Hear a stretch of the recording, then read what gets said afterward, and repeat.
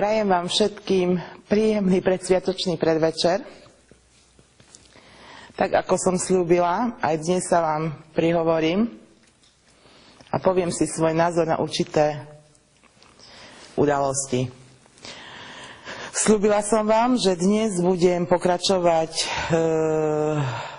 v pičungu o Eve Mazikovej, ale nebudem to robiť dnes, budem to robiť až v pondelok, lebo dnes sa to nehodí. Dnes ju spomeniem len v jednej stati. Ja by som sa teraz vrátila k tomu, tak ako aj bolo avizované, že k čomu sa budem vyjadrovať a budem sa vyjadrovať k tomu, čo sa popísalo v poslednej dobe. A to bol predaj tohto domu na Pereši.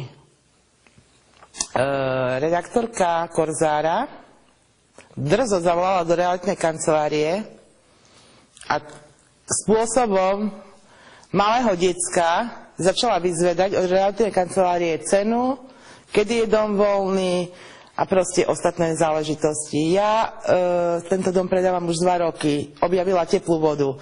Tam sedí na tej pičitej kancelárii a pozerá časopisy a potom vyvoláva. No ale ona nech sa o seba stará. Treba sa Renátka starať o seba, lebo viem, kto to bol. Treba si svoje záležitosti riešiť, svoj byt, svoje bývanie, lebo už tam 3 bývate, 2 ženy a 1 chlap, či neviem, jak to bývate tam. A dať mi svatý pokoj. To je moja záležitosť, či ja predávam dom, alebo nepredávam. Predávajú viacerí. Potom to samozrejme prebrali všetky exkluzívne denníky na Slovensku. Akože najčítanejšie, lebo ten Korzár, že 10 000 ľudí číta, možno teraz už ani toľko nie. A znovu začali rýpať do domu. Či sa predáva, či sa nepredáva. Predáva x ľudí na Slovensku domy. Vitekovci dom, čo som sa dočítala, predávajú Tlučková dom a mnohí iní, ale o tomto budú sa týmto zaoberať. To je moja vec. Čo ja budem robiť, čo ja budem predávať a za koľko budem predávať. A ešte, aspoň keby si zistili trepu 2 na 3, a keby ste aspoň zistili tú cenu, ani cena nie je správna. A potom ďalší kokot napíše v pluske, že televízia bude sa tu točiť reality show, či jaká Mária, a že kto by to pozeral. No to ty by si to pozeral, ty kokot, lebo o tom píšeš. Presne teba by to zaujímalo. Tak keď ťa to nezaujíma, tak o tom netreba písať. A všetko zlé robíme my. Potom netreba ale posielať za mnou ľudí, aby som stiahla žaloby a prosiť. Netreba tam poslať právnika, ktorý potom kokta na súde. Nevie, mu robíte hanbu, lebo nevie ani reagovať na určité záležitosti. Netreba za mnou posielať ľudí. Stiahni a hento a tamto a bude dobre. A nariadi súd ospravedlnenie palcovými titulkami a napíšu takými malými písmenami. Ojebujú národ. Tak potom, keď niečo píšete, tak si za tým stojte teda. Ale nie len, čo sa týka Mojsejovcov, kidať a fotiť po Polsku a neviem kde a lacné nakupy robí Mojsejová. Vás je piča potom, aké ja nakupy robím. Z nich sa stará o seba a aké ona nakupy robí ona. Tam, keby si ja som zistila, že v Zakopanom to je najdrahšia ulička a že ja mám igelitku a čo mám mať? V čom to mám mať? Na hlave to mám nosiť, alebo čo? To je teda článok, to je teda úroveň. To ako... A že Braňo mal tie pláky, na čo mal byť? Čo mal mať podľa nej? Ale to ešte teraz bude veľký cirkus. Vrátim sa k ankete o najhlúpejšiu celebritu, keď už mám tento denník na porúdzi. Nominácie čitateľov. Piča nominácie čitateľov, vaše nominácie, lebo keby boli nominácie čitateľov, tak by ste zbledli. Tam som vám poslala mail, som sa pod neho podpísala, že treba urobiť nominácie gay, týchto gay redaktorov. Prečo nedáte? To by bolo zaujímavé. Dajte gay redaktory. A kto bude na prvom mieste? Odpovieme za chvíľočku.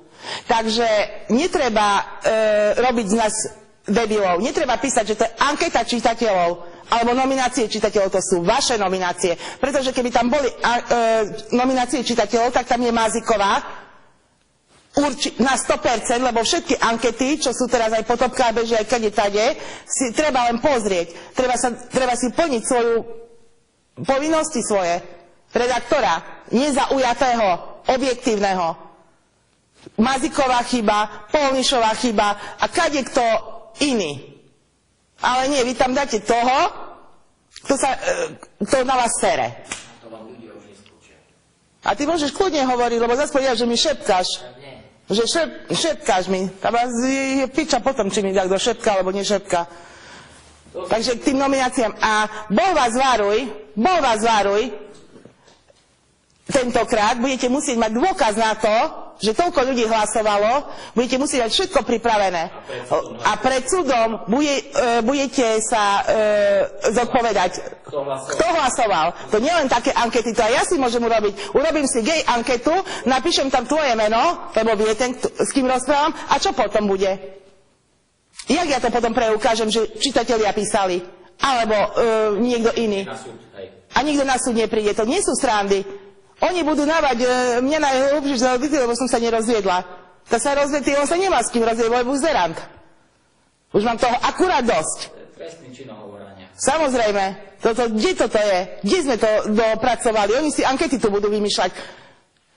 A netreba kradnúť videá. Hej, a kradnúť videá, od nového roku si nestiahnete ani jedno. To sa o to postaráme.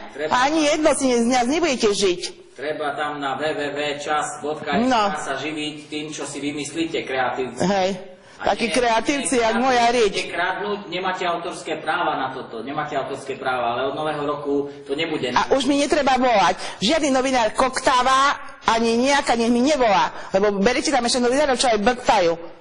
Tak si aspoň nejaký konkurs urobte. To je, aký by som zobrala krajčiteľku, čo nevie šiť. A my tu vyvolávate pičovské otázky a klamete. Najprv poviete, že to je o mode a potom mi tam dávate debilné otázky, na ktoré nebudem odpovedať. Alebo idú ma nachytať, že si vypijem a neviem ho dostať taký spitého človeka a ešte nasadne do auta a neviem ho dostať stamať pre Boha živého. To kde sme? Si porozprávame k tomu. Na budúci, nechcem teraz pred sviatkami tu mať tvrdé komentáre až také, lebo myslím, že toto je dosť, ale bude.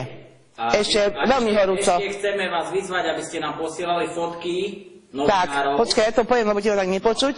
Treba nám posielať, tak jak oni vyzývajú, treba nám posielať fotky novinárov, či už bývajú vo vašom okolí, v bezprostrednej blízkosti, z ich súkromia, s kým žijú, jak žijú, krátučky, stručný popis, odkiaľ je fotka. A takú anketu urobím, že zle vám z toho bude. A takisto odmeníme čitateľov 100 eur za jednu fotku. Hodnovernú fotku 100 eur. S menom. Nie anonymne, s menom. Stačí. Už idú sviatky. Takže pre dnešok je to všetko, lebo mám tam rozvarené veci. Nestihla som ešte všetko urobiť, tak ako by som mala. Som strašne unavená. Takže ja vám chcem popriať príjemné sviatky, šťastné a veselé Vianoce. Užite si to a možno niečo dám v nedeľu na Štefana, ale asi nie, ale v pondelok dám pokračovanie. Tak, nie v sobotu, v nedeľu. Dám pokračovanie v pondelok také, ako som vám slúbila. Zverejním SMS-ky a pôjdeme ďalej. Ďakujem vám za pozornosť, majte sa. Treba si uvedomiť, že ľudia a národ vám už na tie blúdy a klamstvá neskočia. Strčte si ich do zadku, vážení novinári. Naserte si pod stromček a pozerajte sa na vlastné výkaly. Šťastné a veselé Vianoce! Yeah!